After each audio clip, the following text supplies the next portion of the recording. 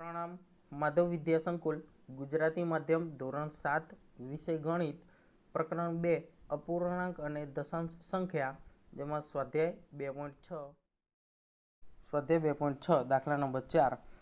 એક motorcycle 1 litre પેટ્રોલમાં 55.3 kilometre અંતર કાપે છે, તો તે 10 લીટર પેટ્રોલમાં કેટલું અંતર કાપશે? એક મોટરસાયકલ 1 લીટર પેટ્રોલમાં 55.3 કિલોમીટર અંતર કાપે તો 10 લીટરમાં કેટલું અંતર કાપશે? તો આપણે અહીંયા પદ મૂકવું પડશે, ત્રિરાશિ પદ. 1 લીટર પેટ્રોલમાં 55.3 કિલોમીટર અંતર કાપે તો 10 લીટર પેટ્રોલમાં તે કેટલું અંતર કાપશે? તો એ પ્રમાણે આપણે ત્રિરાશિ પદ મૂકીએ. 1 લીટર પેટ્રોલમાં કપાતું અંતર બરાબર 55.3 કિલોમીટર. તો માટે 10 લીટર પેટ્રોલમાં કપાતું અંતર બરાબર કેટલા કિલોમીટર? તો અહીંયા આપણે 55.3 અને 10નો ગુણાકાર કરીશું. 55.3 ગુણ્યા 10 છેદમાં 1 એટલે 55.3 ગુણ્યા 10. હવે આપણે દશાંશનો 10 સાથે ગુણાકાર કરવાનો છે. તો સૌ પ્રથમ આપણે શું કરશું, અહીંયાથી દશાંશ ચિહ્ન કાઢી નાખીશું. 55.3માંથી દશાંશ ચિહ્ન કાઢી નાખીશું એટલે 553 થશે.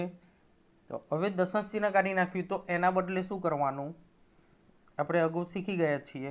દશાંશ ચિહ્ન કાઢી નાખીએ એટલે એના પછી દશાંશ ચિહ્ન ક્યાં હતું, તો એક અંકની આગળ, એટલે કે દશાંશ સંખ્યા છે તો દશાંશ સંખ્યા હોવાથી આપણે 10 મૂકવાના, અને એક અંકની આગળ છે તો એક શૂન્યવાળી સંખ્યા 10 લખવાનો, એને ગુણાકાર કરવાના છે 10 સાથે. તો 10 10 જતા રહેશે, વધ્યા 553 કિલોમીટર. તો માટે મોટરસાયકલ 10 લીટર પેટ્રોલમાં 553 કિલોમીટર અંતર કાપે. દાખલા નંબર 5 શોધો. અહીં આપણે ગુણાકારના જવાબ શોધવાના છે. 2.5 ગુણ્યા 0.3 સંખ્યામાં ગુણાકારમાં બંને બાજુની સંખ્યામાં પોઈન્ટ વાળી દશાંશ સંખ્યાઓ આપેલી છે. આપણે 2.6ની આગળની વિડીયોમાં આગળની વિડીયોમાં જોયા હતા દાખલા, જેમાં એક જ બાજુ દશાંશ સંખ્યા હતી. હવે બંને બાજુ દશાંશ સંખ્યાઓ છે તો આ દાખલા પણ એની જેમ જ ગણવાના છે.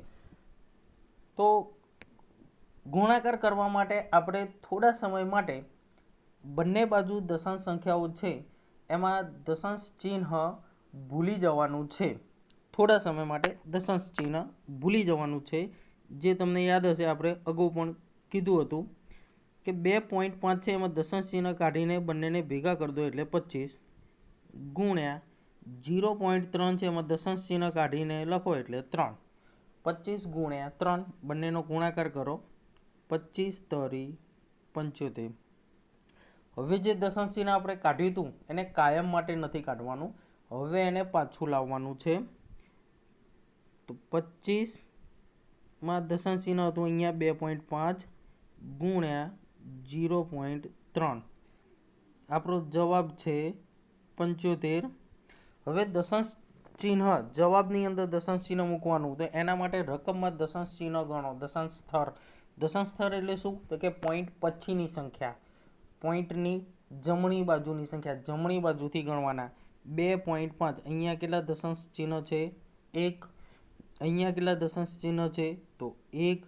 આ બંને એક એક દશાંશ સ્થળ જે છે એ બંનેનો સરવાળો કરી દો. તો 1 અને 1 એટલે કેટલા થશે, તો કે 2. તો જવાબમાં 2 દશાંશ સ્થળની આગળ પોઈન્ટ મૂકવાનું, એટલે કે જમણી બાજુથી 2 અંકો ગણો, 1 અને 2. તો 2 અંકો ગણીને અહીંયા પોઈન્ટ મૂકવાનું, આગળ પૂર્ણાંક સંખ્યા ન આવી એટલે 0, તો માટે આપણો જવાબ આવશે 0.75.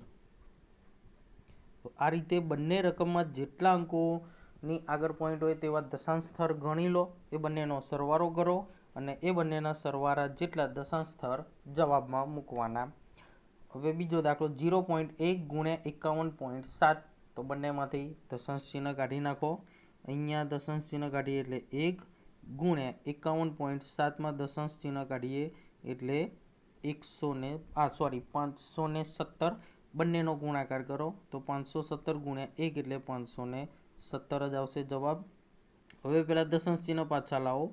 0.1 ગુણ્યા 51.7, જવાબ કેટલો હતો આપણો? 517. તો હવે દશાંશ સ્થળ ગણો.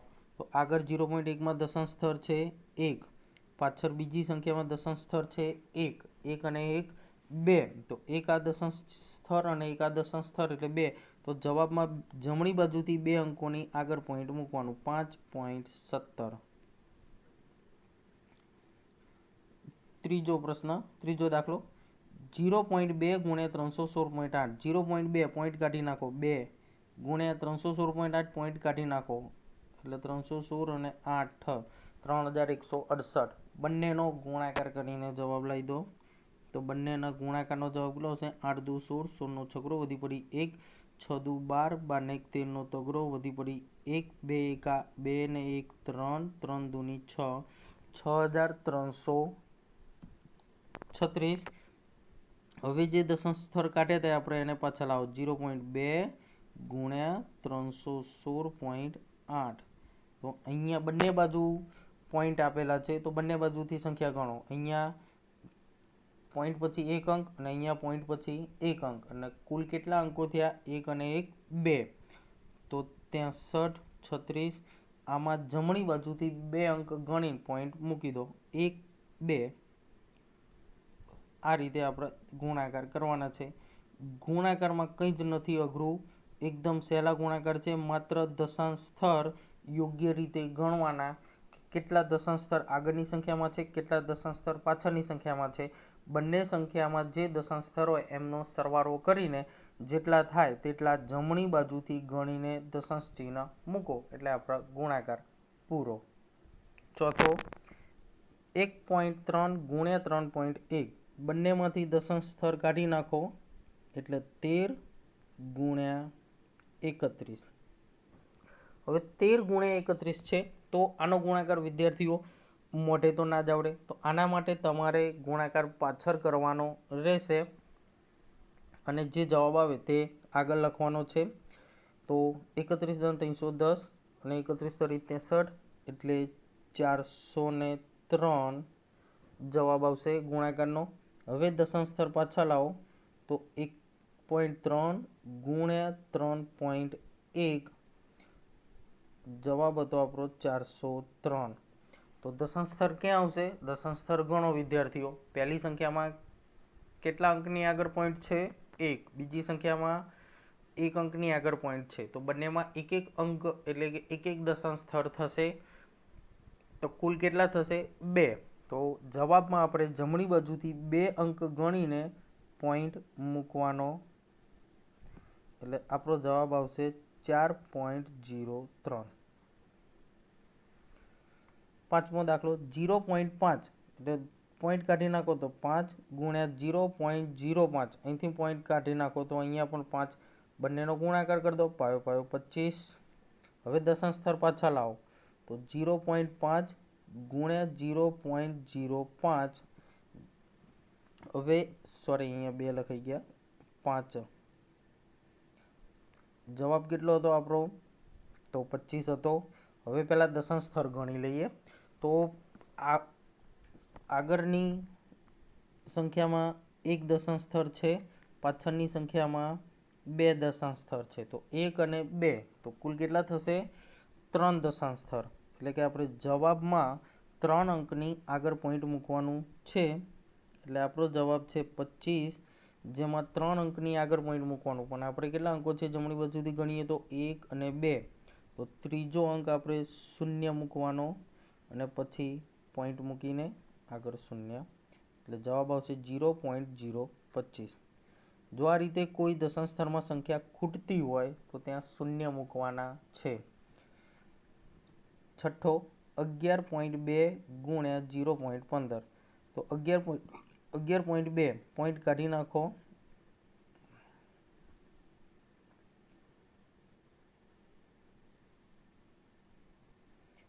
112 ગુણ્યા અહીંથી પોઈન્ટ કાઢી નાખો એટલે 15.